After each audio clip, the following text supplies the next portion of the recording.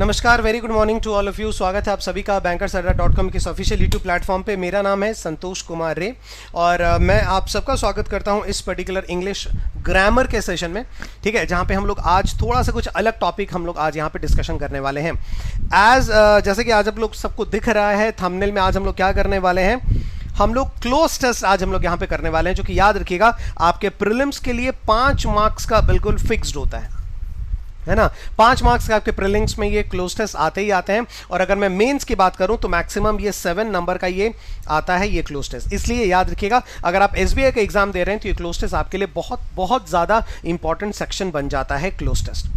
ठीक है, क्लियर हो गई बात। चलिए सेशन को आगे बढ़ाते हैं और बहुत ही इंटरेस्टिंग होगा आज का सेशन। और मैं आपको ये बताऊंगा कि सबसे बेहतर तरीका जो है क्लोज टेस्ट करने का होता क्या है, किस तरीके से, कौन सा अप्रोच हम लोग इस्तेमाल करते हैं। मेरे अप्रोच को ध्यान में रख करके आप सब जाइएगा, जिस तरीके से मैं एक एक ब्लैंक को फिल करूंगा वो आपके लिए बहुत ज्यादा जरूरी होगा। ठीक है, आज का जो पैराग्राफ है वो भी मतलब इतना ज्यादा टफ पैराग्राफ नहीं है, लेकिन जो वर्ड्स हैं उसमें मतलब कि जो ऑप्शन में जो वर्ड्स आपको मिलेंगे वो थोड़े से स्टैंडर्ड मिलेंगे। लेकिन याद रखिए मेरा अप्रोच देखिएगा कि किस तरीके से इन चीजों को करते हैं। और ये आपके एग्जाम का एक क्लोज टेस्ट है, इतना मैं आपको बता दूं, है ना। तो ये आपके एग्जाम का एक क्लोज टेस्ट है। हाँ, एक ऑप्शन जो है मैंने हर मतलब क्वेश्चन में, हर ब्लैंक में मैंने एक एक ऑप्शन चेंज करके अपने ऑप्शन उसमें डाले हैं। याद रखिएगा एक एक ऑप्शन चेंज करके मैंने अपने ऑप्शन डाले, लेकिन एग्जाम में बाकी 4 ऑप्शन और ये पैराग्राफ बिल्कुल आपके एग्जाम का है। लेट्स सी कौन कितना नंबर लाता है, लेकिन मेरे अप्रोच को ध्यान में रखिएगा। ऑलराइट, चलिए आगे बढ़ते हैं। और ये एक चीज मैं आपको बता दूं कि भाई आज भी बहुत बहुत शुक्रिया भाई आप सबके सपोर्ट के लिए, मोटिवेशन के लिए। ठीक है, आप जिस तरीके से मुझे अबेट करते हैं, ABET, याद है ना। आज एडिटोरियल में मैंने 2 वर्ड आपको डिफरेंस बताया, अबेट और अबेट, ABAT, है ना। तो जिस तरीके से द वे यू अबेट मी, ठीक है, आपने मुझे एनकरेज किया, प्रोत्साहन दिया मुझे। ठीक है, 1300 के आसपास जो है बच्चे हमारे साथ लाइव जुड़े हुए थे। मैं उम्मीद करता हूं कि कल इससे भी ज्यादा बंदे जो है हमारे साथ जुड़ेंगे, याद रखिएगा। और इसलिए जिन बच्चों ने अभी तक सेशन नहीं देखा है, जल्दी से फटाफट जाइए और तुरंत इस सेशन को देखिए और शेयर करना मत भूलिएगा इस सेशन को जहां भी आप देख रहे हो। ऑलराइट, चलिए एक और इंपॉर्टेंट चीज आपको बतानी है कि आज से मतलब कल से जो शेड्यूल है वो थोड़ा सा चेंज हो जा रहा है आपके यूट्यूब का। ठीक है, कल से शेड्यूल थोड़ा चेंज हो जा रहा है, तो मैं किस नए टाइम पे मिलूंगा ये भी आपको मैं अभी बताऊंगा इसी सेशन के दौरान। तो स्टे ट्यून्ड, जरा सा ध्यान में रखिएगा किस टाइम पे मैं मिल रहा हूं आप सबसे। ठीक है, चलिए स्टार्ट करते हैं हम लोग इंटरेस्टिंग फैक्ट्स के साथ। ये रहा कुछ इंटरेस्टिंग सवाल आप सबके सामने, जल्दी से बताइए इसका आंसर क्या होगा।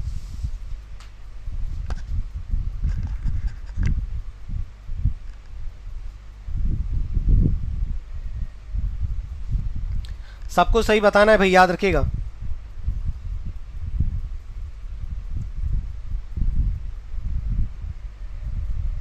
क्या आंसर होगा, सब लोग बताओ। Hello sir, good morning everyone, good morning good morning. हाँ, कल क्लास हुई थी साक्षी, लेकिन थोड़ी लेट से कल क्लास हुई थी, 10:30 बजे क्लास हुई थी। ठीक है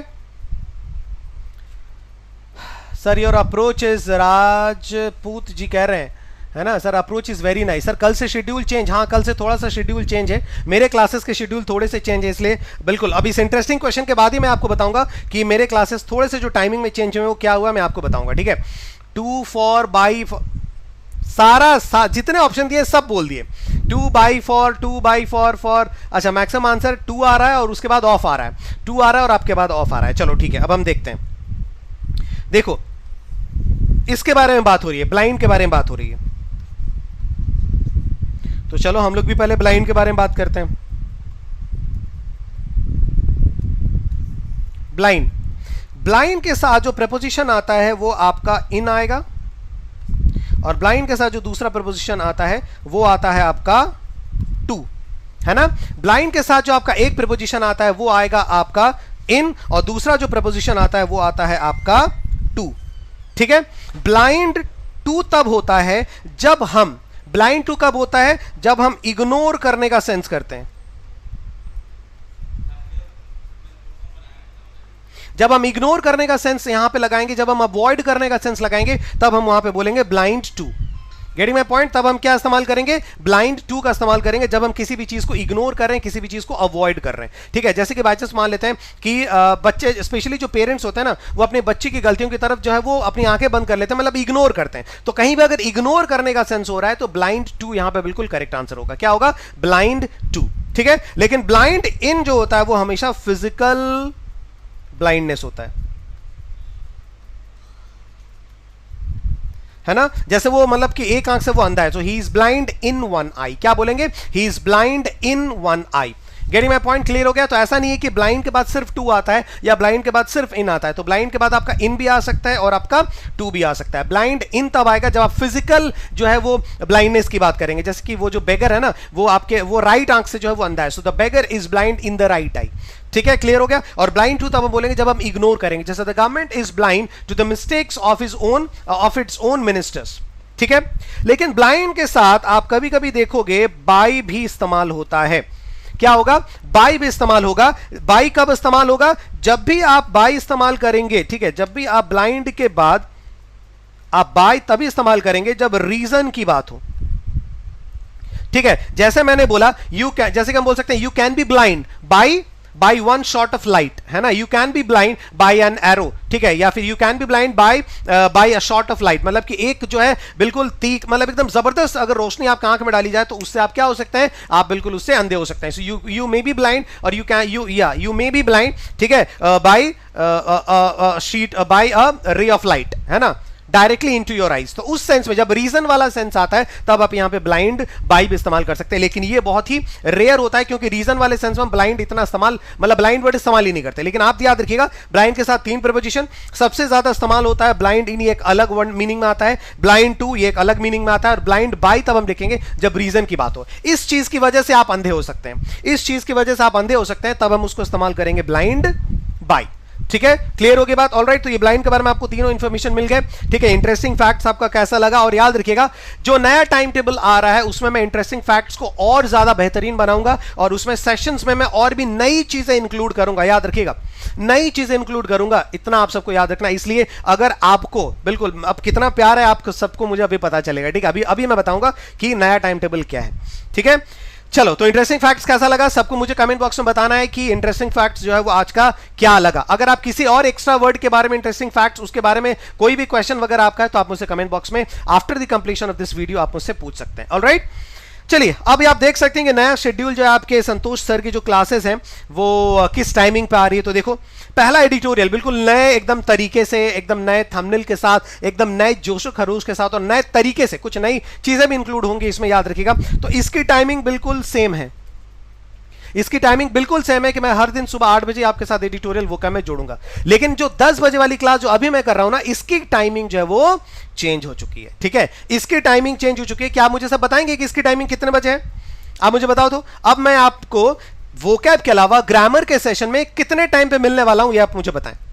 eight what time I would meet you, ठीक है ना, मैं आप सबसे कितने टाइम पे मिलूंगा अगर आप एडिटोरियल के बाद ग्रामर के सेशन की बात करेंगे, जल्दी बताओ।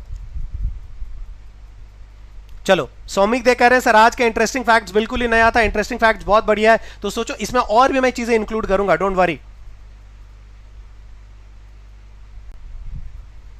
प्रीति यादव, कोशिश करो यार, टाइम किसके लिए अच्छा होता है बताओ। चिराग ने सबसे पहले बोला 7 PM 7 PM 7 PM 7 PM। अरे यार तुम लोगों को पता कैसे चल जाता है भाई, पहले लीक हो जाती है क्या तुम लोगों को? 7 PM 7 PM, yes you are right. अब जो है मैं आप सबसे मिलूंगा किस टाइमिंग पे? I will meet all of you, मैं आप सबसे मिलूंगा 7 PM पे, याद रखिएगा। I will meet you at 7 PM from tomorrow, है ना, टुमारो ऑनवर्ड्स, टुमारो ऑनवर्ड्स, कल से मैं आप सबको मिलूंगा शाम के 7 बजे। याद रखिएगा कितना आप मुझे सपोर्ट करते हैं। संतोष सर की क्लासेस, आपके अपने गोलू मोलू सर की क्लासेस कितनी ज्यादा आपको अच्छी लगती है, उनका एक्सप्लेनेशन कितना सही लगता है, ये पता चलेगा शाम को 7 बजे। याद रखिएगा, everyone meet me at 7 o'clock in the evening, ठीक है। हर कोई हर जगह ये बात फैला दीजिए, संतोष सर की क्लास जो है अब शाम को 7 बजे। और याद रखिएगा शाम को 7 बजे नए तरीके से, नए जील के साथ नई चीजें इंक्लूड करके मैं पढ़ाऊंगा। और पहली क्लास तो कभी नहीं भूलना, फर्स्ट क्लास कभी मिस नहीं करना। कल शाम के 7 बजे धमाके के साथ हम लोग शुरू करेंगे, कल शाम के 7 बजे बिल्कुल नए तरीके से, राइट फ्रॉम बिगिनिंग, एकदम right from start.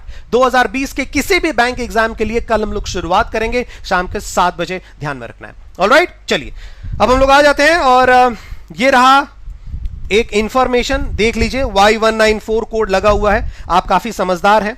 Y194 code हमेशा, ठीक है, Y194 कोड अगर आप ये इस्तेमाल करते हैं, ये कोड 62% का आपको डिस्काउंट मिलेगा। इसका मतलब ये है कि जो भी बच्चे मेरे साथ नया जुड़ रहे हैं, जो भी बच्चे जिन्होंने ये बैच, मेरा उड़ान का बैच अभी तक आपने अभी तक आपने ये बैच ज्वाइन नहीं किया है, जल्दी से बच्चों जाओ और ये आपको जो कोड यहां पे दिख रहा है, ये जो भी कोड आपको दिख रहा है इसको इस्तेमाल करिए। 62% का आपको डिस्काउंट मिलेगा और आप इस बैच को 620 रुपए के आसपास जो है इस आप बैच को ज्वाइन कर सकते हैं।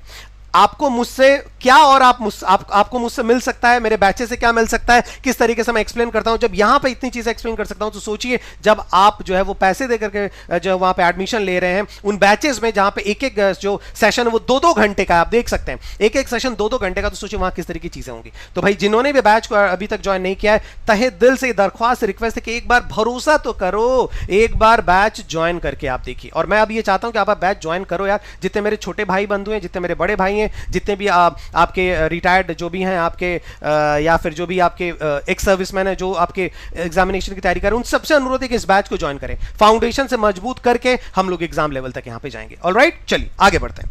ये रहा आज का पहला ब्लैंक नंबर 1, ठीक है, क्लोज टेस्ट। जैसा कि आप जानते हैं एक पैराग्राफ होता है, एक पैराग्राफ में ब्लैंक्स होते हैं, आपको क्या करना है, वो पैराग्राफ पढ़ना है, समझना है, उसको अंडरस्टैंड करना है, फिर ब्लैंक के पास जाना है, फिर आपको समझना है कि उन पांचों में से कौन सा वर्ड उस ब्लैंक में फिट होगा according to your understanding, according to your grammar knowledge, language knowledge. इस क्वेश्चन का आंसर देने की कोशिश करें, फिर मैं आपको बताऊंगा अपने अप्रोच से कि किस तरीके से इसका राइट आंसर आप दे सकते हैं। ठीक है, एक बार फिर से मैं 20 सेकेंड्स का टाइमर चला देता हूं।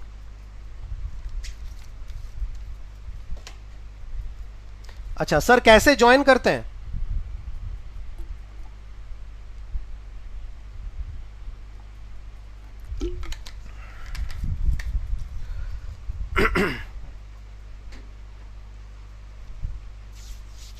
देखो कैसे ज्वाइन करते हैं, बच्चों को समझ में नहीं आ रहा है। सबसे पहले तो आप विजिट करिएगा adda247.com,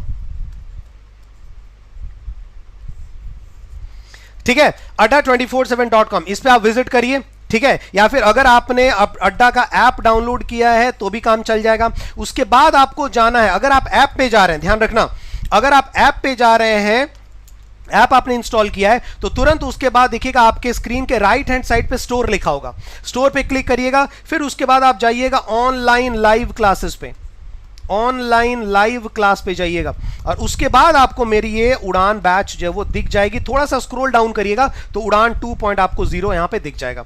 जो लोग adda247 जो है वो वेब में जाएंगे, ठीक है, टाइप करिएगा adda247.com और डायरेक्ट उसके बाद जो आपको पेज नजर में आएगी, डायरेक्ट जिस पेज पर आप पहुंचेंगे सीधा उसके बाद स्क्रॉल डाउन करके ऑनलाइन लाइव क्लासेस पे जाएंगे, ऑनलाइन लाइव क्लासेस पे जाएंगे और उसके बाद आपको डायरेक्ट थोड़ा सा स्क्रॉल डाउन करेंगे, थोड़ा सा नीचे आएंगे तो आपको उड़ान 2.0 आपको मिलेगा। उसके बाद आपको क्या करना है, Y194 कोड अप्लाई करना है, जहां पे व्यू ऑफर्स लिखा हुआ है, व्यू ऑफर्स यहां पे लिखा हुआ है ना, वहां पे आप क्या करेंगे, वहां पे आप Y194 कोड अप्लाई करेंगे, ये आपको 62% का डिस्काउंट देगा और जिससे आप ऑलमोस्ट 620 प्लस कुछ रुपीस में इस बैच को ज्वाइन कर सकते हैं। ठीक है, क्लियर हो गया बात? चलिए अब हम आगे बढ़ते हैं, अब देखते हैं किसका आंसर क्या होगा।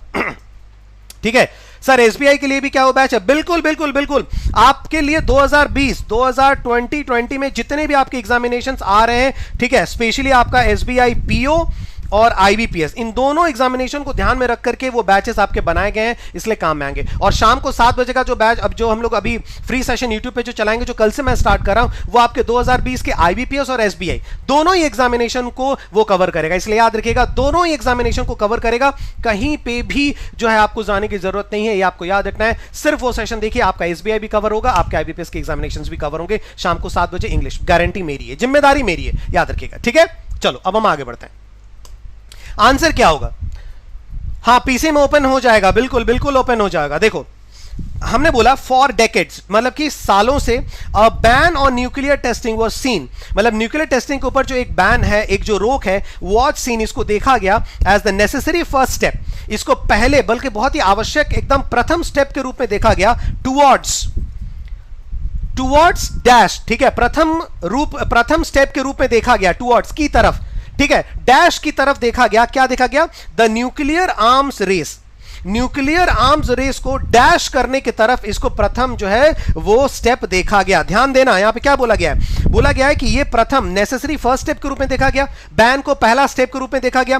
टुवर्ड्स किस तरफ देखा, किसकी तरफ, किस ओर की तरफ इसको पहले रूप में देखा गया? तो न्यूक्लियर आर्म्स का जो रेस था, न्यूक्लियर हथियारों की दौड़ को डैश करने के दिशा में, न्यूक्लियर हथियारों की दौड़ को डैश करने की दिशा में यह पहला कदम था। इसका मतलब कि टुवर्ड्स प्रेपोजिशन आ गया, याद रखिएगा प्रेपोजिशन आ गया। सो प्रेपोजिशन के बाद यहां पे वर्ब क्या लगेगा, आईएनजी लगेगा। ट्रिक नंबर 1 तुरंत कॉपी में लिखते जाइए। ट्रिक नंबर 1, प्रेपोजिशन के बाद हमेशा वर्ब का आईएनजी लगता है, प्रेपोजिशन के बाद हमेशा वर्ब का आईएनजी लगेगा। अब जाहिर सी बात है टुवर्ड्स के बाद यहां पे वर्ब ही आएगा।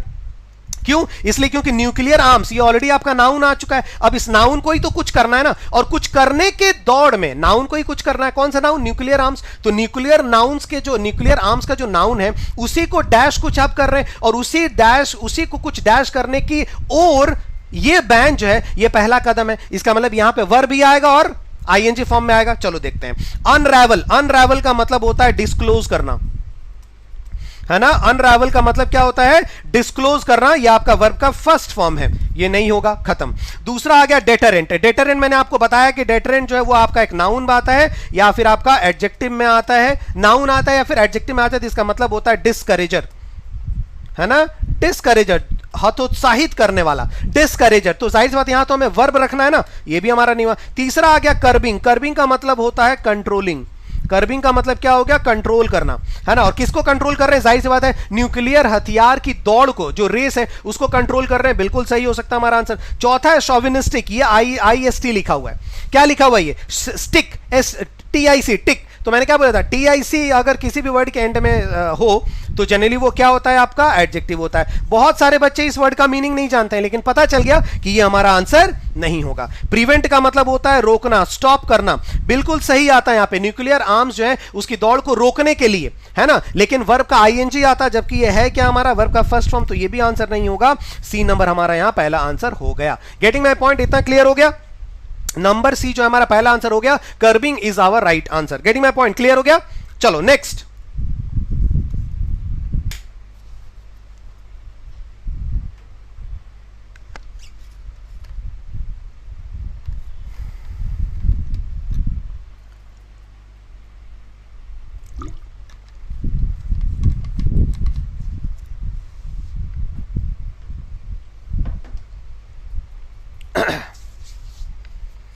Okay, tell us the meaning. भाई चारों वर्ड के मीनिंग मैंने, अच्छा, उस वर्ड का मीनिंग आपको मैंने नहीं बताया ना, शोविनिस्टिक वर्ड का। ओके देखो, मैं आपको इस तरीके से उस समय बता रहा था। देखो शोविनिस्टिक का मैं आपको मीनिंग एक बार बता दूं। शोविनिस्टिक का मतलब होता है पैट्रियोटिक, एक्सट्रीमली पैट्रियोटिक, पैट्रियोटिक, है ना। अब देखो इसके दो मीनिंग होते हैं। जो बहुत ज्यादा जो है, ठीक है, काफी ज्यादा जो है वो देशभक्त, बहुत ज्यादा ही देशभक्ति जिसके अंदर होती है, उसके लिए दो वर्ड आते हैं। एक तो आता है शोविनिस्टिक या फिर एक आता है जिंगोइस्टिक। जिंगोइस्टिक, है ना। क्या आता है? जिंगोइस्टिक और शोविनिस्टिक, पैट्रियोटिक। पैट्रियोटिक और जिंगोइस्टिक स्पेशली आपका कंट्री के लिए आ जाएगा, लेकिन शोविनिस्टिक जो है वो कंट्री के लिए भी तो आता है कभी कभी, और आता है किसी भी एक कॉन्सेप्ट को अगर बहुत ज्यादा आप मानते हैं तब हम बोलेंगे शोविनिस्टिक। जैसे कि हम क्या बोल सकते हैं? हमारा जो समाज है वो पुरुष को ज्यादा मानता है, पुरुष प्रधान समाज है, तो हम बोल सकते हैं कि our society is a male chauvinistic society. मतलब कोई भी एक कॉन्सेप्ट है, किसी भी एक धारणा को अगर बहुत ज्यादा आप मानते हैं तो उसे हम लोग क्या बोलेंगे? शोविनिस्टिक बोलेंगे, शोविनिज्म बोलेंगे। क्या बोलेंगे? शोविनिज्म। जैसे our society suffering from male chauvinism, our society is a male chauvinistic society, इस तरीके से इस्तेमाल करेंगे। Getting my point? क्लियर हो गया? चलो ये दूसरा मैं पूछ रहा था। देखो यहां पे क्या था, बोला जा रहा है कि टुवर्ड्स द न्यूक्लियर आर्म्स, मतलब न्यूक्लियर आर्म्स को कर्ब करने के चक्कर में, न्यूक्लियर आर्म्स को नियंत्रण करने के ओर ये जो बैन था ये एक पहला कदम था। बट लेकिन कोल्ड वॉर पॉलिटिक्स, लेकिन जो आपस में ही कोल्ड वॉर हो रहे थे, आपस में जो इंटरनल जो वॉर हो रहे थे जिसमें लड़ाई झगड़ा कुछ नहीं हो रहा था, बस मतलब कोल्ड वॉर, किसका मतलब क्या हो रहा है? आपस में उस राज्य में जाकर के ट्रेड कॉन्फ्लिक्ट कुछ करा देना, ठीक है। यहां पर आपस में एंटी सोशल एलिमेंट्स में सांप्रदायिक दंगे वगैरह कुछ हो जाए, कोल्ड वॉर उसको बोलते हैं। So the cold war politics जो था, इसने इस चीज को इंपॉसिबल कर दिया, मतलब कि कोई भी फायदा नहीं हुआ। अब पार्शियल मतलब कि हाफ टेस्ट बैन ट्रेटी, मतलब कि पार्शियल टेस्ट बैन ट्रेटी, मतलब कंप्लीट बैन नहीं हो गया उस पे ऊपर, ठीक है। एक पार्शियल बैन, कुछ आधा बैन के साथ एक ट्रेटी जो है वो 1963 में वास डैश, 1963 में डैश थी, या 1963 में 1963 में डैश थी। तो 1963 में ट्रीटी को क्या किया गया होगा? जाहिर सी बात है 1963 में ट्रीटी ट्रीटी कुछ की गई होगी, कुछ संधि की गई होगी, और इसमें वाज लिखा हुआ है, इसका मतलब कि आपका कौन सा वॉइस में आ जा रहा है, पैसिव वॉइस में आ रहा है, मतलब कि वर्ब का थर्ड फॉर्म आएगा। 1963 में उस ट्रीटी को, उस संधि को डैश किया गया था, उस ट्रीटी को, संधि को डैश किया गया था। बैनिंग किसके ऊपर रोक लगाते हुए, under water and atmospheric test, पानी के अंदर भी आप टेस्ट नहीं कर सकते और खुले हवा में भी आप टेस्ट नहीं कर सकते, इन दोनों चीजों पे बैन लगाते हुए एक संधि की गई थी। कब? 1963 में, मतलब वर्ब का थर्ड फॉर्म आएगा। अब कंक्लूडेड, बिल्कुल सही है, a treaty was concluded. Concluded का मतलब क्या हो गया? अ ट्रीटी वाज अकॉम्प्लिश्ड, ठीक है, treaty was finished, treaty was done, ठीक है, ट्रीटी वाज साइंड, ये सारे मीनिंग आएंगे आपके, ठीक है, क्लियर हो गया? तो ये वाला हमारा आंसर आ सकता है। चौथा कंजीनियल, देखो NIAL, जब लास्ट में AL वर्ड आ जाए, इंडिविजुअल, कंजीनियल, पार्शियल, ये सारे के सारे वर्ड्स आपके क्या आते हैं? एडजेक्टिव्स आते हैं। और यहां आपको पता चल गया कि एडजेक्टिव्स नहीं होगा, इसलिए हमारा आंसर नहीं है। वैसे कंजीनियल का मतलब होता है फ्रेंडली, ठीक है। चौथा है पेन्स टेकिंग। पेन्स टेकिंग, तो देखो हम क्या बोल रहे हैं, ट्रीटी 1963 में बहुत पेन्स टेकिंग थी। पेन्स टेकिंग ये भी आपका एडजेक्टिव है, जिसका मतलब होता है बहुत ही सीवियर। पेन्स टेकिंग, बहुत ही सीवियर, बहुत ही ज्यादा पेनफुल, बहुत ही ज्यादा पेनफुल। तो ट्रीटी जो है, कोई संधि हम कर रहे हैं, वो दर्दनाक संधि कैसे हो सकती है? कोई मीनिंग नहीं आ रहा है, सी नंबर भी गलत हो गया। अब ये देखो क्या लिखा हुआ है, फैक्टिशियस। अब देखो मीनिंग इसका पता नहीं है, लेकिन लास्ट में ओयूएस लिखा हुआ है, एडवेंचरस, फैक्टिशियस, ठीक है, सारा कोमोडियस, ये सारा का सारा ओयूएस जिसमें लिखा हुआ रहता है, वो आपका क्या होता है? वो भी आपका एडजेक्टिव होता है। देखो ट्रिक्स लिखते चलो, लिखते चलो, लास्ट में IAL होगा, AL होगा, एडजेक्टिव, लास्ट में OUS होगा, एडजेक्टिव। देखो मीनिंग पता नहीं, लेकिन फिर भी पता चल गया फैक्टिशियस। फैक्टिशियस का मतलब क्या हो गया? आर्टिफिशियल, ठीक है, फैक्टिशियस मतलब क्या हो गया? आर्टिफिशियल। ये भी हमारा आंसर नहीं हो रहा है। लास्ट में लिखा हुआ है प्रोमलगेटेड। प्रोमलगेटेड जो है वो वर्ब का थर्ड फॉर्म है, इसका मतलब होता है अनाउंस्ड, इसका मतलब होता है प्रोमलगेट, मतलब होता है घोषणा किया गया। तो देखो ट्रीटी, कोई भी संधि जो है उसकी घोषणा की जाएगी या संधि को साइन किया जाएगा। 1963 में जितने भी आपके देश हैं उनके बीच में संधि, जाहिर सी बात है क्या होगा, डॉक्यूमेंट्स में साइन की जाएगी। तो यहां पे ग्रामर के हिसाब से ये नंबर सही लग रहा है, लेकिन मीनिंग के हिसाब से गलत हो जा रहा है। तो जाहिर सी बात है इसका आंसर यहां पे क्या आ गया? नंबर ए, बिल्कुल यहां पे राइट आंसर यहां पे आ गया, आपको ध्यान में रखना है। Getting my point? क्लियर हो गया? ठीक है। फैक्टिशियस, फैक्टिशियस मतलब आर्टिफिशियल, जो ओरिजिनल नहीं है, ठीक है, जो ओरिजिनल नहीं, जिसको आप बनाया गया, जिसके बारे में आप पहले नहीं जानते थे। तो बिल्कुल अननोन भी आपका सही मीनिंग है, अलग अलग मीनिंग में आते हैं, याद रखिएगा। आर्टिफिशियल जिसको आपने बनाया है खुद, ठीक है, इसके बारे में लोग पहले नहीं जानते थे, तो अननोन भी इसकी मीनिंग सही है, अनरियल भी सही है, आर्टिफिशियल भी सही है, ये बिल्कुल सही है, सारे अलग अलग मीनिंग में इस्तेमाल होंगे, इसलिए ई नंबर नहीं होगा। ठीक है। A partial test ban treaty was promulgated नहीं होगा, ट्रीटी की संधि की घोषणा नहीं की गई थी, संधि साइन की गई थी। ट्रीटी को क्या किया गया था? उस पर हस्ताक्षर किए गए थे, इसलिए वहां पे आंसर कंक्लूडेड होगा, याद रखना। Treaty was signed, treaty was concluded, दो दो अलग टाइप के आपके यूसेज हैं, आपको ध्यान में रखना है। Getting my point? क्लियर हो गया? ठीक है, चलो नेक्स्ट हम लोग आ जाते हैं थर्ड वाले ब्लैंक पे। ये रहा थर्ड वाला ब्लैंक।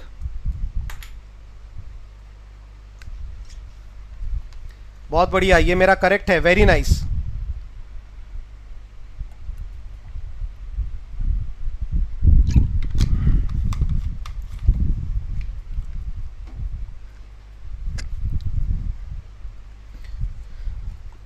इस तरीके से आपको खेलना पड़ेगा कि यहां पे ये वर्ड लग रहा है ये, और देखो आप खेल तभी पाएंगे जब आपकी बेसिक, आपकी फाउंडेशन मजबूत। और मैं आपको बार बार यही बता रहा हूं, इसीलिए बता रहा हूं, यहां पे हम लोग डायरेक्ट आपको एग्जाम की तैयारी करेंगे, याद रखिएगा। अब आपका जो 7 बजे से जो सेशन होगा 7 PM, it will cover your SBI PO and it will cover your IBPS PO and clerk, remember, ठीक है।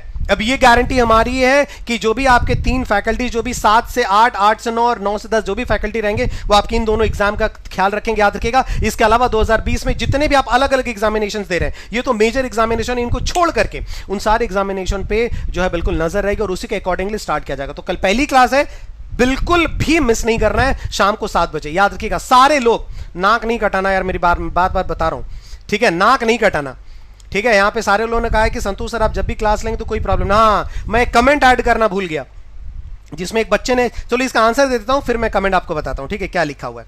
देखो, तो कल से ये क्लास जो है वो शाम को 7 बजे होगी, याद रखिएगा। फ्रॉम टुमारो ऑनवर्ड्स मेरी क्लास शाम को अब 7 बजे होगी। टाइमिंग नया शेड्यूल आया है, सुबह 8 बजे की जो एडिटोरियल वो क्या, वो तो ऐसा ही रहेगा, लेकिन ये जो 10 बजे क्लास है वो शिफ्ट हो जाएगी शाम को 7 बजे। सबको आना है, ठीक है। अब इसका आंसर क्या होगा?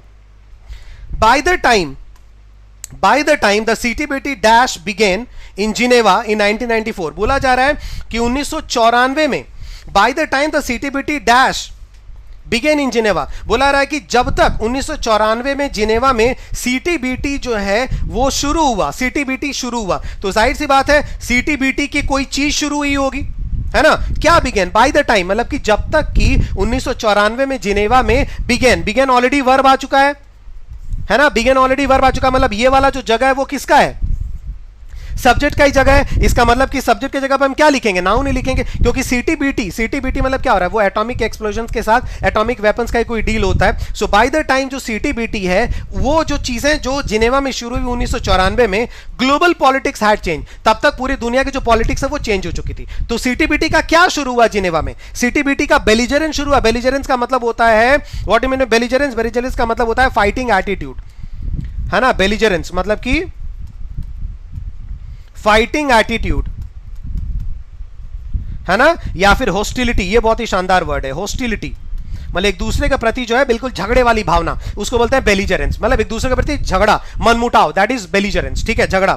एब्रोगेटेड का मतलब देखो ये वर्ब का सेकंड फॉर्म है, जबकि वर्ब का फॉर्म ऑलरेडी यहां पे इस्तेमाल किया जा चुका है, तो वर्ब तो आप नहीं लिखोगे। वैसे एब्रोगेटेड का मतलब हो गया कैंसिल कर देना, ठीक है, वर्ब आएगा नहीं। लिखा हुआ इंप्लीकेशंस, नाउन हो सकता है। इंप्लीकेशंस, इंप्लीकेशंस का मतलब क्या आ गया? इश्यूज, ठीक है। स्कीम जो है वो पास नहीं किया गया क्योंकि कुछ इश्यूज आ गए, कुछ इंप्लीकेशंस आ गए, ठीक है, तो इंप्लीकेशंस हो सकता है। लिखा हुआ फिर साइंड, साइंड भी आपका वर्ब है, ऑलरेडी यहां पे बिगेन वर्ब आ चुका है, तो फिर से हम लिख पाएंगे क्या? CTBT signed began, CTBT abrogated began, कभी नहीं लिख सकते। तो ये साइंड भी हमारा वर्ब है, सेकंड फॉर्म और थर्ड फॉर्म, ये भी हमारा है सेकंड फॉर्म और थर्ड फॉर्म, लेकिन ई नंबर भी नहीं होगा, बी नंबर भी नहीं हो रहा है। अब या तो हमारा ए आएगा या तो डी आएगा, ठीक है। अब क्या होगा? By the time CTBT belligerence began in Geneva, कहीं भी किसी भी चीज को लेकर के अगर कोई सम्मेलन होता है, अगर कहीं भी कोई चीज सम्मेलन होता है, तो क्या वहां पे झगड़ा करने के लिए सम्मेलन होता है? नहीं ना, वहां पे डिस्कशन करने के लिए सम्मेलन होता है। जैसे बाई चांस मान लेते हैं कि अगर यूएन में इंडिया और पाकिस्तान कश्मीर इशू को लेकर के कोई अगर सम्मेलन हुआ, तो सब क्या रॉकेट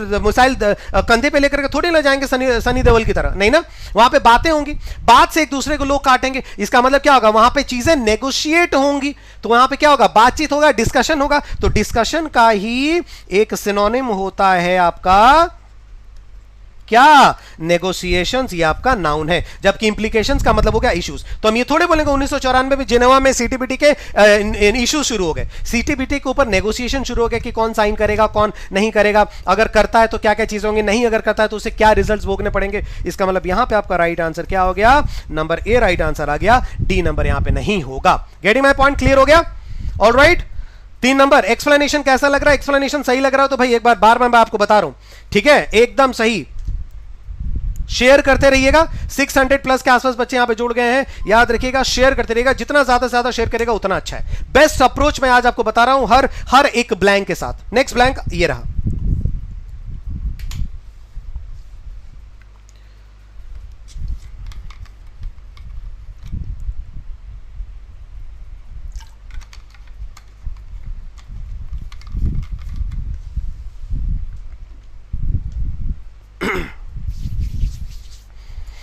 चलो बच्चों इसका आंसर क्या होगा? बोला जा रहा है जब तक सीटीबीटी जिनेवा में 1994 में इसके ऊपर नेगोशिएशन बातचीत शुरू हुई, the cold war had ended, तब तक ग्लोबल पॉलिटिक्स चेंज हो चुका था, ठीक है, तब तक ग्लोबल पॉलिटिक्स चेंज हो चुका था। Cold war had ended, cold war तब तक वो क्या होता, वो भी जो शीत युद्ध है, जो कोल्ड वॉर है, वो भी आपका खत्म हो चुका था। And the nuclear arms race was over, मतलब 1994 तक न्यूक्लियर आर्म्स रेस जो है, मतलब जो न्यूक्लियर हथियारों की जो दौड़ है वो भी खत्म हो चुकी थी। The USSR, United Soviet socialist Republic, had also broken up, वो भी आपका टूट चुका था। और कितने स्टेट्स में टूटा? 15 स्टेट्स में टूटा, 15 स्टेट्स में। अगर वो नहीं टूटता तो अब तक का मतलब क्या बताएं हम, ठीक है, इंडिया की क्या हालत हो गई होती अगर वो नहीं टूटता, और कितना शक्तिशाली होता सोचो, है ना। इन 1991, 1991 में इट डिक्लेयर्ड, इट मतलब यूएसएसआर, 1991 में यूएसएसआर ने, रशिया ने डिक्लेयर किया a unilateral dash on testing, nuclear test के ऊपर यूएसएसआर ने भी डिक्लेयर किया। तो जाहिर सी बात है यहां पे सारी अभी किन चीजों के बारे में बात हो रही है कि टेस्ट के ऊपर क्या डिक्लेयर किया जाएगा। जाहिर सी बात है कोई नेगेटिव चीज डिक्लेयर की जाएगी, क्योंकि कोई भी देश टेस्ट को, न्यूक्लियर टेस्ट को बढ़ावा तो नहीं देगा। हर एक देश जो न्यूक्लियर टेस्ट को क्या कर रहा है, रोकना है, रोकना है। तो 1991 में यूएसएसआर ने भी एक यूनिलैटरल मतलब एक तरफा जो है वो इस न्यूक्लियर टेस्टिंग के ऊपर उसने डैश जारी की। तो क्या जारी की? जाहिर सी बात है ए यूनिलैटरल, यूनिलैटरल आपका हो गया एडजेक्टिव एक पक्षीय, तो जाहिर सी बात है ये वाला जगह किसका आएगा? नाउन का आएगा। क्यों? इसलिए क्योंकि टेस्टिंग के ऊपर डैश जारी किया उसने, तो कोई ना कोई नाउन ही आएगा और वो नेगेटिव वर्ड आएगा। ठीक है, चलते हैं। Patriarchal, patriarchal, what do you mean by patriarchal? देखो पैट्रियार्क का मतलब क्या होता है? जहां पे फादर जो है, फादरहुड एक तरीके से हम बोल सकते हैं, फादरहुड।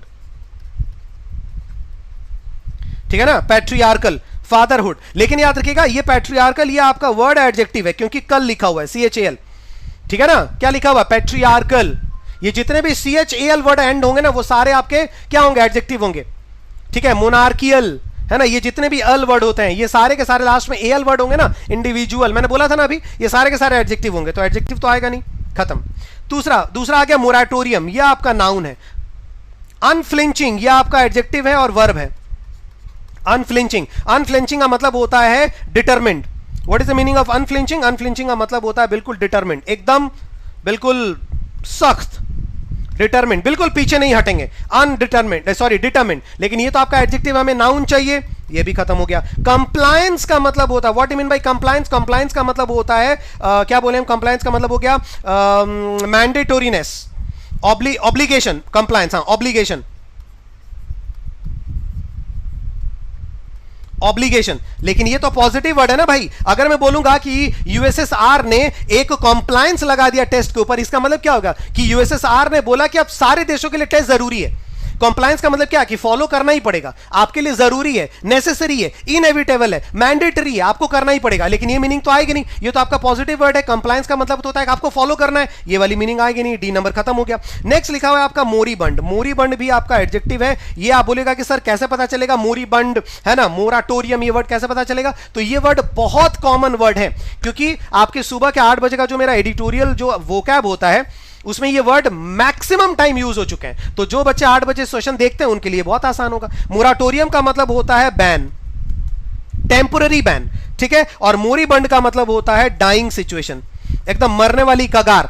ठीक है ना, जैसे कि their moribund father distributed all his property between his 10 sons, 10 बेटों में मतलब इक्वली बांट दिया। तो वहां पे हो गया मोरीबंड, डाइंग, मरनासन जिसे बोलते हैं, और मोराटोरियम का मतलब हो गया बैन। तो जाहिर सी बात है यहाँ पे आंसर आपका क्या हो गया? नंबर बी बिल्कुल करेक्ट आंसर हो गया कि रशिया ने 1991 में एक पक्षीय टेस्टिंग पे बैन लगा दी कि कोई बैन नहीं करेगा, फॉलोड बाय द यूएस इन 1992। और इसी चीज को फॉलो करते हुए यूएस अमेरिका ने भी 1992 में क्या कर दिया? आपको बैन लगा दिया। ठीक है, तो 4 ब्लैंक फिक्स हो गए आपके, क्लियर हो गया। अप्रोच ध्यान में दीजिए, अप्रोच, और इसीलिए मैं कह रहा हूं कि अपना फंडा क्लियर करो, बेस मजबूत करो, तभी आप इसी तरीके से खेल सकते हैं। तुरंत बैच ज्वाइन करिए। Y194 कोड सिर्फ 620 रुपए के आसपास पड़ेगा। थोड़ा कहीं कष्ट करके मैनेज करिए और तुरंत भरोसा रखिए और तुरंत बैच ज्वाइन करिए। उड़ान। ठीक है, नेक्स्ट।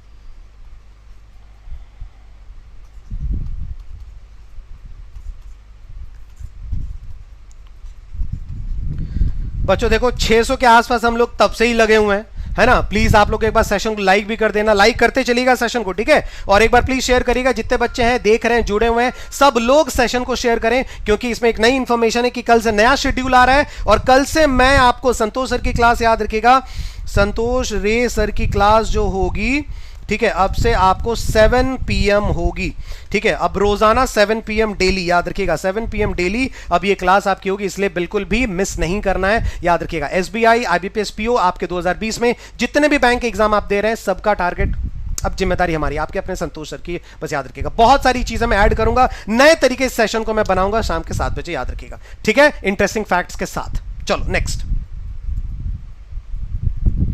अच्छा ये 5 नंबर हुआ नहीं है अभी, सॉरी। अब बोला जा रहा है कि बाय दिस टाइम, इस टाइम तक 1992 तक जब यूएस ने आपका बैन लगाया, तब तक क्या था, US had conducted 1054 test, US ने 1000 प्लस टेस्ट कर लिया था, रशिया ने 715 टेस्ट कर लिए थे।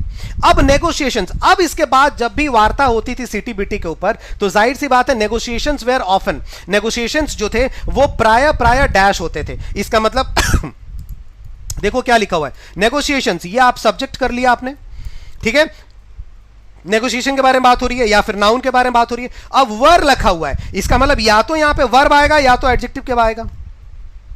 वर्ब है ना, तो जाहिर सी बात है नेगोशिएशंस वेयर ऑफन, जो नेगोशिएशंस होते थे, अब जो नेगोशिएशंस करने थे या जिनकी बात होती थी मीटिंग में, अब वो नेगोशिएशंस डैश थे। इसका मतलब या तो वहां पे कोई हम वर्ब लिखेंगे आईएनजी फॉर्म में या थर्ड फॉर्म में पैसिव वॉइस में, या फिर कोई एडजेक्टिव लिखेंगे कि नेगोशिएशन अब आसान नहीं थे, नेगोशिएशन बहुत मुश्किल थे, या नेगोशिएशन किए जा रहे थे। वर्ब लिखेंगे, एडजेक्टिव लिखेंगे। अप्रोच समझ में आया, आगे बढ़ते हैं। नेगोशिएशन वेयर सीजलेस, सीजलेस का मतलब होता है अनस्टॉपेबल। सीज का मतलब होता है कंट्रोल करना, सीज का मतलब स्टॉप करना, कंट्रोल करना, ठीक है। तो सीजलेस का मतलब हो गया जिस पे कंट्रोल नहीं कर सकते, ठीक है, या फिर जिसे आप स्टॉप नहीं कर सकते। सो अनकंट्रोलेबल, अनकंट्रोलेबल आपका आंसर हो गया यहां पे, ठीक है, या फिर अनस्टॉपेबल, ये आपका आंसर हो गया। गेटिंग माय पॉइंट, क्लियर हो गया। सो सीजलेस, अब बोला जा रहा है कि नेगोशिएशंस वेयर अनस्टॉपेबल, नेगोशिएशंस को अब बिल्कुल भी स्टॉप नहीं किया जा रहा था, मतलब कि कुछ समझ में नहीं आ रहा था। नेगोशिएशंस वेयर सीजलेस, नेगोशिएशंस पर किसी का नियंत्रण नहीं था। तो चलो ठीक है, ये हो सकता है, देखते हैं आगे। अब देखो यहां पे डिससेमिनेट, देखो ध्यान दो, डिससेमिनेट, डिससेमिनेट का मतलब होता है स्प्रेड करना। कितनी बार मैं बता चुका हूं कि डिससेमिनेट का मतलब होता है SPREAD, डिससेमिनेट का मतलब होता है स्प्रेड करना, फैलाना अपने साम्राज्य को। ये तो आपका वर्ब है, वर्ब होगा नहीं। आगे बढ़ते हैं। कंटेंशियस, अभी पढ़ करके गए OUS, ये आपका क्या होगा, एडजेक्टिव होगा। तो एडजेक्टिव हो सकता है। कंटेंशियस का मतलब होता है आर्ग्यूमेंटेटिव, ये वर्ड आज ही मैंने पढ़ाया था आपको सुबह एडिटोरियल में। आर्ग्यूमेंटेटिव मतलब बिल्कुल विवादास्पद, खाली झगड़े ही हो रहे थे उसमें, खाली विवादास्पद, विवाद हो रहे थे नेगोशिएशंस में, ये हो सकता है हमारा। चौथा कोल्यूजन, कोल्यूजन का मतलब होता है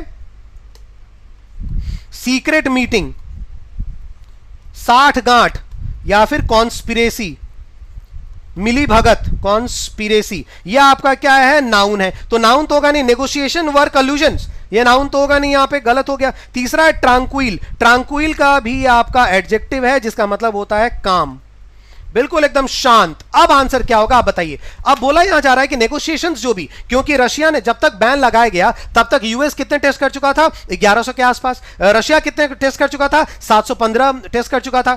अब जो नेगोशिएशन किए जा रहे थे कि अब जो इस पे बैन लगेगा, अब जो नेगोशिएशन किए जा रहे थे, अब वो नेगोशिएशन कैसे होंगे। देखो इसके बाद वाला लाइन पढ़ो, France and China dash testing, claiming that, उन्होंने क्लेम किया that they had conducted fewer test, उन्होंने बहुत ही कम टेस्ट किया था, and they needed to validate new designs, और नए डिजाइंस को उन्हें अपना वैलिडेट करना है, उन्हें एक्सपेरिमेंट करना है। इसका मतलब उन्होंने टेस्ट अपने क्या किए, जारी रखे। इसका मतलब कि डील में बोला जा रहा था, सीटीबीटी मीटिंग में बोला जा रहा था कि आप नहीं कर सकते टेस्ट, आपके ऊपर बैन लगेगा, अब बैन लगेगा। लेकिन मीटिंग में यह भी बोला जा रहा था, चाइना और फ्रांस जो वो ये कह रहे थे कि आपके कॉन्टेक्स्ट में हमने बहुत ही कम टेस्ट किए हैं, तो हमें अभी भी जो है वो आपको छूट देनी चाहिए, क्योंकि हमने कम टेस्ट किए हैं और हमें कुछ नए डिजाइन भी तैयार कर लिए, उसका एक्सपेरिमेंट करना अभी बाकी है। इसका मतलब नेगोशिएशंस क्या होते थे, बहुत ज्यादा आर्गुमेंटेटिव होते थे, इतना पीसफुल तो नेगोशिएशन होता नहीं था, ठीक है। इसका मतलब यहां पे राइट आंसर आपका क्या आ जाएगा, यहां पे राइट आंसर आपका आ जाएगा number D, negotiations were contentious. Negotiations were contentious मतलब काफी विवादास्पद होते थे, विवादों से ही घिरा हुआ रहता था उनका नेगोशिएशन।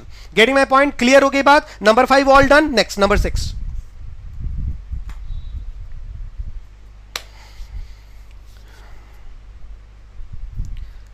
एक्सप्लेनेशन समझ में आ रहा है, बहुत बढ़िया लग रहा है, तो कमेंट बॉक्स में जरूर लिखिएगा वीडियो कंप्लीट होने के बाद, ठीक है, कि सर एक्सप्लेनेशन बहुत बढ़िया लगा, अच्छा लगा, और कहीं भी कोई भी डाउट अगर है तो आप जरूर मुझसे पूछिएगा, ठीक है।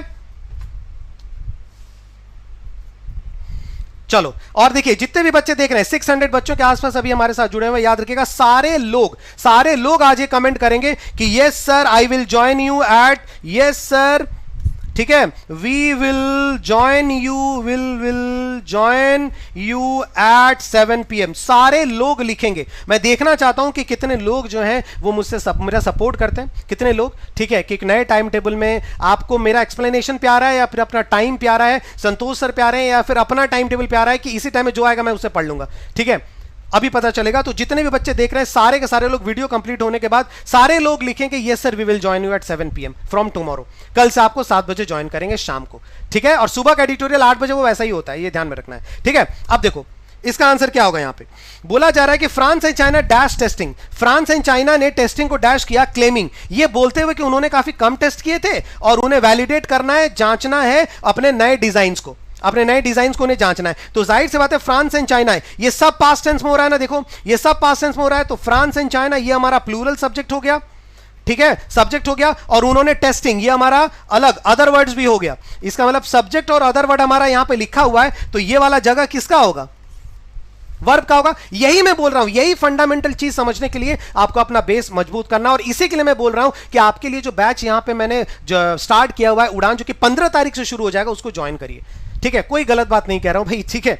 अब देखो France and China dash testing, उन्होंने टेस्टिंग को क्या किया होगा? जाहिर सी बात है वर्ब का सेकंड फॉर्म होगा पास्ट टेंस, उन्होंने टेस्टिंग को बूस्ट किया होगा। मीनिंग सही है लेकिन ग्रामर गलत है, क्योंकि V1 है, ये गलत हो रहा है। बूस्ट का मतलब क्या हो गया? इनकरेज। ग्रामर मतलब मीनिंग सही है लेकिन ग्रामर गलत हो गया। तीसरा एडमोनिशन, एडमोनिशन यह तो आपका नाउन हो गया, जिसका मतलब हो गया वार्निंग, एडमोनिशन है ना, फियर, ठीक है, थ्रेट, ये सारे इस मीनिंग में आएंगे, लेकिन ये नाउन है, ये भी नहीं होगा। चौथा थॉर्टेड, थॉर्टेड का मतलब होता है स्टॉप्ड, स्टॉप्ड, थॉर्टेड का मतलब हो गया स्टॉप्ड या फिर ऑब्स्ट्रक्टेड, बाधा डालना जिसे बोलते हैं, बाधा डालना, ऑब्स्ट्रक्टेड है ना, बैरियर्स, बैरियर डालना जिसे हम लोग बोलते हैं। तो ये क्या होगा? ये आपका थॉटेड मतलब रोकना, लेकिन फ्रांस और चाइना क्या उन्होंने टेस्टिंग को रोका? रोका नहीं ना, पॉजिटिव वर्ड आएगा ना उन्होंने यहां पे, तो ये हमारा क्या नेगेटिव है, खत्म हो गया। चौथा परपेचुअल, एल आ गया, एडजेक्टिव आ गया, मीनिंग याद है या नहीं है पता नहीं, लेकिन एडजेक्टिव आ गया, खत्म, ये भी नहीं होगा। वैसे परपेचुअल का मतलब क्या होता है? परपेचुअल का मतलब होता है कंटिन्यूअस,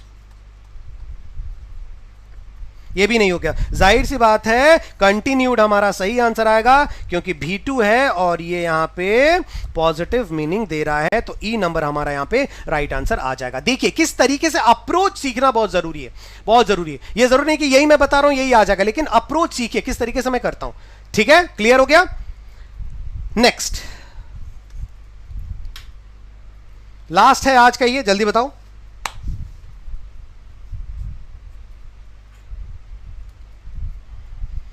मस्त ट्रिक बताऊंगा मैं, शानदार ट्रिक बताऊंगा इसका, ठीक है।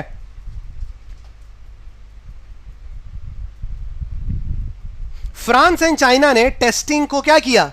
कंटिन्यू रखा, ये क्लेम करते हुए कि उन्होंने बहुत ही कम टेस्ट किए हैं बाकी देशों के कंपैरिजन में, एंड नीडेड, और उनको जरूरत थी टू वैलिडेट न्यू डिजाइन्स, नए डिजाइन्स को एनालाइज करने में, वैलिडेट करने में, सही करने में उन्हें क्या था? कुछ जरूरत थी, एक्सपेरिमेंट की जरूरत थी। सिंस, क्योंकि नए डिजाइन भी वो एनालाइज करना चाहते थे, उनके पास नए डिजाइन भी तैयार थे, वो भी उसको वैलिडेट करना चाहते थे, क्योंकि सीटीबीटी में जो नेगोशिएशन हो रहा था, it did not an end to any nuclear deterrence, क्योंकि वो न्यूक्लियर वेपन्स यूज नहीं करेंगे इसका पूरा एंड को लेकर के, कंप्लीट एंड को लेकर के, क्योंकि पहले ही आप पढ़ चुके हैं ना, पार्शियल बैन के ऊपर सीटीबीटी के नेगोशिएशंस हुए, मीटिंग हुई, तो कंप्लीट बैन तो इसके ऊपर नहीं लगा था। तो ये चाइना और फ्रांस यही कह रहे थे कि सीटीबीटी जो है कोई भी कंप्लीट जो है डिड नॉट डैश, सीटीबीटी का कोई भी कंप्लीट डैश ये नहीं था कि आप न्यूक्लियर जो वेपन्स कंप्लीटली यूज नहीं करेंगे, पूरा पूरी एंड हो जाएगा, इसका सीटीबीटी ने कुछ भी डैश नहीं किया। तो जाहिर सी बात है द के बाद सिंस द सीटीबीटी, सीटीबीटी यहां पे क्या हो गया? अब देखो किस तरीके से फाउंडेशन आपका मजबूत अगर है तो पकड़ेंगे आप। वैलिडेट न्यू डिजाइन, सिंस के मतलब क्या हो गया? बिकॉज, बिकॉज के बाद नया सेंटेंस शुरू हुआ, नया सेंटेंस का सब्जेक्ट बन गया सीटीबीटी, ठीक है। CTBT did not, did not आपका ऑक्सिलरी वर्ब आ गया। जाहिर सी बात है ऑक्सिलरी वर्ब के बाद यहां पे क्या आएगा? वर्ब का फर्स्ट फॉर्म, क्योंकि डिड है, ठीक है। अब हम चलते हैं रेफर, रेफर के बाद हमेशा क्या आता है? टू आता है, यहां टू है नहीं है, रेफर खत्म। आगे चले इंप्लाई, इंप्लाई का मतलब होता है इंडिकेट या फिर मीन, इंडिकेट करना या फिर मीनिंग निकालना, तो ये बिल्कुल हो सकता है क्योंकि ये वर्ब का फर्स्ट फॉर्म है, हो सकता है। चौथा अधेयर, अधेयर का मतलब होता है फॉलो करना, अधेयर का मतलब होता है फॉलो करना, किसी को मान करके चलना, लेकिन इसके साथ भी कौन सा वर्ड आप इस्तेमाल करते हैं? टू प्रीपोजिशन इस्तेमाल करते हैं, ये भी आपका नहीं होगा। नेक्स्ट है आपका प्रोविजन, नाउन तो होगा नहीं क्योंकि आपको क्या चाहिए? वर्ब चाहिए, ये भी आपका खत्म। कंसायंस, ENCE लिखा हुआ है, मैंने आपको बताया था ना, NCE परफॉर्मेंस, कंसायंस, ठीक है। ये सारे के सारे अगर होते हैं, ठीक है, ये सारे के सारे आपके क्या कहलाते हैं? नाउन कहलाते हैं। वैसे कंसायंस का मतलब क्या होता है? आपका खुद आत्म, जो आत्म मतलब क्या बोलते हैं उसको? आत्मचिंतन जिसको बोलते हैं, कंसायंस, आपका बुद्धि विवेक, आपका बुद्धि, आपको कोई विवेक नहीं नजर में है आपको, उसको बोलते हैं डोंट हैव एनी कंसायंस, कोई बुद्धि नहीं है, कोई जमीर नहीं है आपका, दैट इज कंसायंस, ठीक है। विजडम जिसे बोल सकते हैं, आपकी बुद्धि, आपकी विवेक, तो ये भी आपका नाउन है, ये भी आपका आंसर नहीं होगा। आंख बंद करके आप लोग आंसर यहां पे क्या बोलोगे? नंबर बी, यहां पे इंप्लाई बिल्कुल आपका सही आंसर हो जाएगा।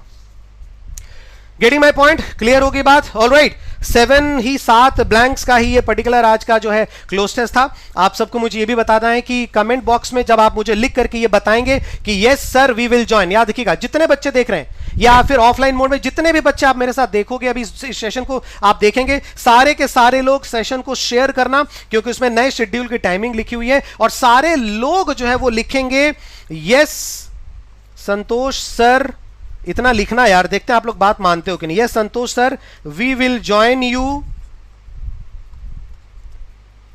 Eight 7 PM। हम लोग आपको 7 बजे भी ज्वाइन करेंगे और आप अपना स्कोर भी लिखना मत भूलना कि आज 7 में आपका कितना स्कोर आया। 6/7, 5/7, अरे वाह ग्रेट, 7/7 किसी का आया था लेकिन जल्दीबाजी में मैं भूल गया, कोई बात नहीं है। 7/7 आप लोग अपना स्कोर लिखना, आप लोग अपने स्कोर, सारे लोग जितने लोग देख रहे हैं सारे के सारे लोग अपना स्कोर लिखेंगे। और ये भी मैं जानना चाहता हूं कि आप लोग कितना सपोर्ट करेंगे। सेशन आज का कैसा लगा, कैसा एक्सप्लेनेशन था, सब कुछ कमेंट में आप अगर लिखना चाहें तो जरूर लिखिएगा, ठीक है, इससे हमें मोटिवेशन मिलता है, याद रखिएगा। और कल से ये जो सेशन है शाम को 7 बजे होने वाली, याद रखिए, ठीक है। और ये बैच जल्दी से भाई अब आपको पता चल ही गया होगा कि किस तरीके से चीजें आपको मिल सकती हैं अगर आप बैच ज्वाइन करते हैं। Y194 कोड, याद रखिएगा ये कोड बहुत जरूरी है क्योंकि ये कोड आपको 62% का ऑफ दिएगा, जिससे आप इस बैच को ₹620 प्लस कुछ रुपीस में आप इस बैच को ज्वाइन कर सकते हैं। 15 तारीख से बैच आपका स्टार्ट होने वाला है, ये आपको ध्यान में रखना है। 2 घंटे का पर सेशन होगा, हर एक सेशन 2-2 घंटे का होगा, ठीक है। रिकॉर्डेड वीडियोस भी होंगी, पीडीएफ्स भी आपको मिलेंगी, सारी चीजें हैं। 15 जून से बैच स्टार्ट होगा, ध्यान रखना है। सिर्फ 620 प्लस रुपीस में Y194 कोड, ये आपको ध्यान में रखना है। कुछ मत सोचिए, भरोसा रखिए इस चेहरे पे, अपने संतोष रे सर पे भरोसा रखिए और तुरंत इस बैच को ज्वाइन करिए। ऑलराइट, चलिए थैंक यू वेरी मच। मिलते हैं कल सुबह 8 बजे, फिर शाम को 7 बजे इसी तरीके के इंटरेस्टिंग सेशंस के साथ। तब तक बहुत अच्छे से रहिए। Thank you very much and God bless you my friends.